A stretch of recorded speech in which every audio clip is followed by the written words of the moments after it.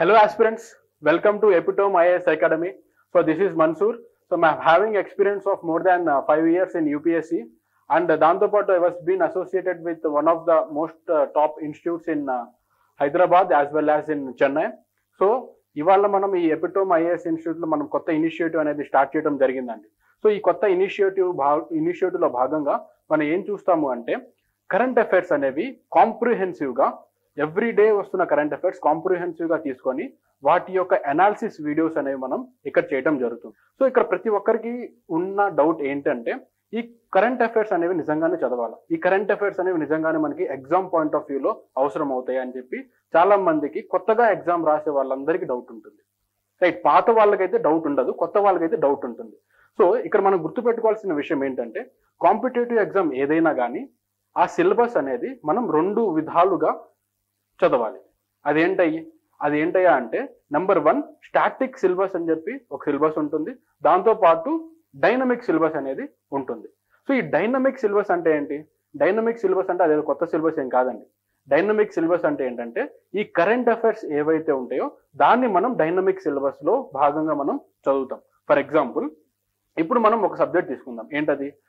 మనందరికీ తెలిసిందే, పాలిటీ అనేది ఎవ్రీ కాంపిటేటివ్ ఎగ్జామ్ లో ఒక సబ్జెక్ట్ ఉంటుంది. సో ఈ పాలిటీ సబ్జెక్ట్ కనుక తీసుకుంటే ఈ పాలిటీ నుంచి క్వశ్చన్స్ ఎలా వస్తాయి?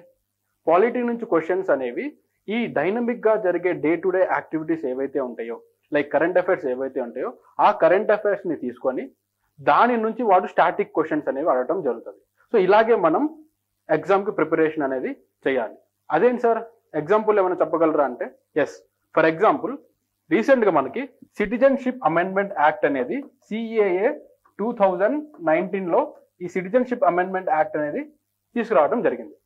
ఈ సిటిజన్షిప్ అమెండ్మెంట్ యాక్ట్ అనేది పాలిటీ సబ్జెక్ట్ కింద మనం చదువుకుంటాం.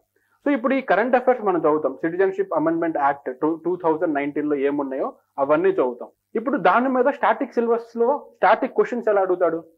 దాని మీద స్టాటిక్ క్వశ్చన్స్ ఎలా అడుగుతాడు అంటే ఈ సిటిజన్షిప్ అమెండ్మెంట్ యాక్ట్ అని ఎప్పుడైతే మనం చదువుతున్నామో దానికి రిలేటెడ్ అయి ఉన్న సిటిజన్షిప్ గురించి మనకి తెలియాలి.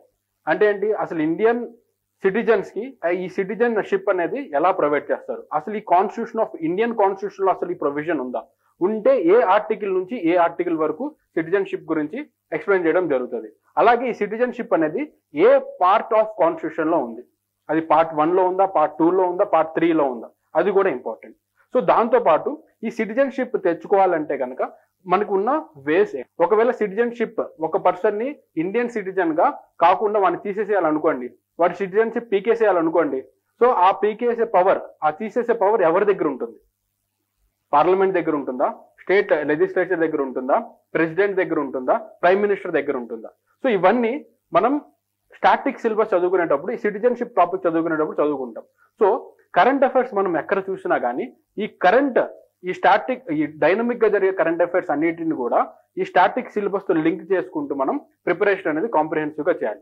సో ఈ ప్రోగ్రామ్ యొక్క మెయిన్ ఉద్దేశం ఏంటి అంటే ఇక్కడ మనం అన్ని సబ్జెక్ట్స్ లో ఎయిదర్ పాలిటీ కానీ, ఎన్వైరన్మెంట్ కానీ, SNT కానీ, తర్వాత ఎకానమీ కానీ, తర్వాత ఇంటర్నేషనల్ రిలేషన్స్ కానీ, ఆ తర్వాత సైన్స్ అండ్ టెక్నాలజీ కానీ, సో ఇలా ప్రతి సబ్జెక్ట్స్ లో ఈ కరెంట్ ఈవెంట్స్ ఏం నడుస్తున్నాయి అండ్ ఈ కరెంట్ ఈవెంట్స్ నుంచి మనం స్టాటిక్ పోర్షన్ ఎలా కంప్లీట్ చేసుకోవాలి. సో ఇవన్నీ కూడా డీటెయిల్ గా ఈ సెషన్స్ లో మనం కంప్లీట్ చేయడం జరుగుతుంది.